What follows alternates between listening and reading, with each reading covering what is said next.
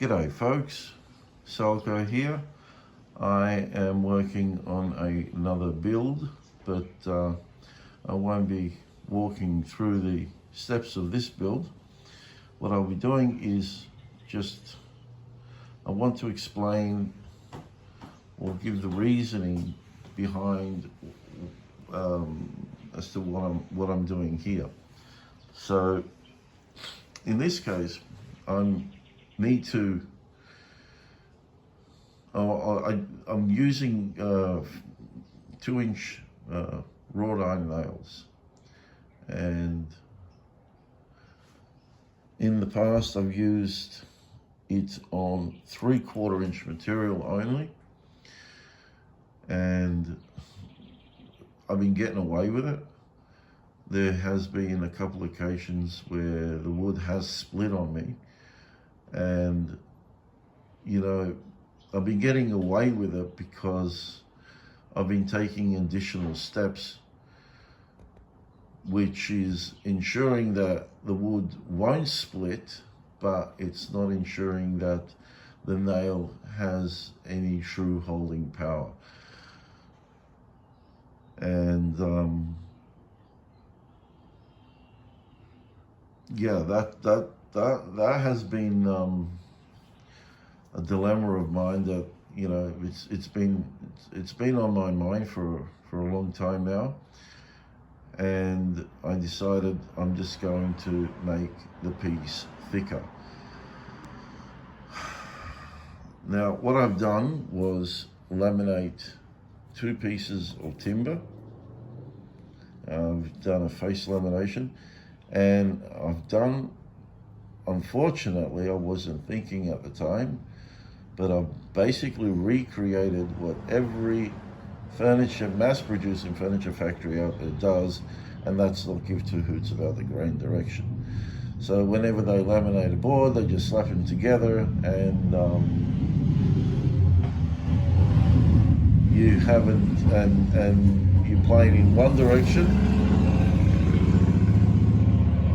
You're playing in one direction, and you're playing smooth, while in the same direction it goes against the grain on the other laminated side. So this has been playing to a specific angle, and even though this is not going to be seen, or I don't think it will be seen, because it's going to the underside of this, right?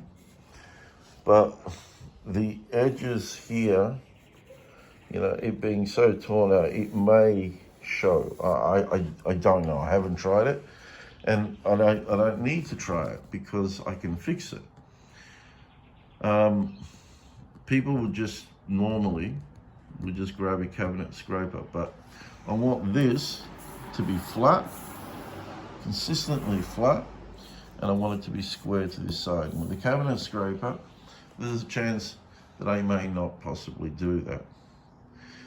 So the other solution would be to have a number 4 Lee Nielsen plane, and to buy one of their high angle frogs, and to swap out the frogs, from your plane, to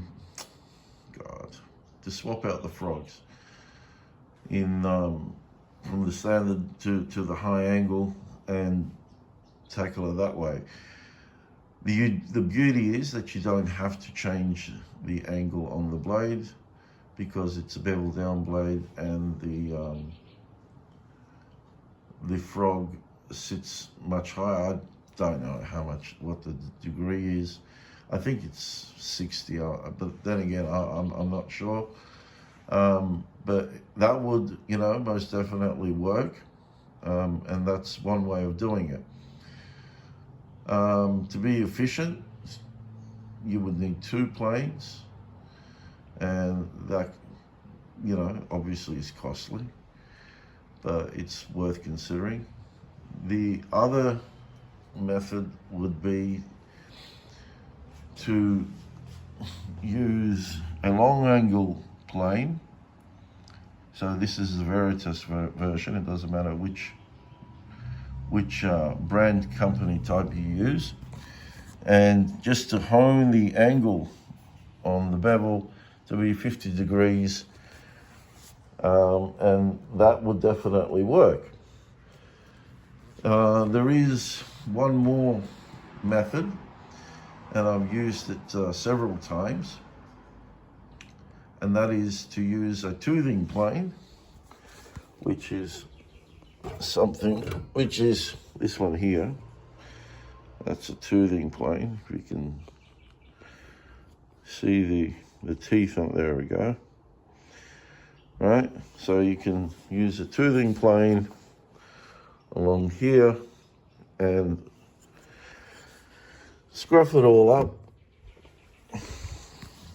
and then with your not your smoother, your jack, or if you got a number 6, in this case, would work really well.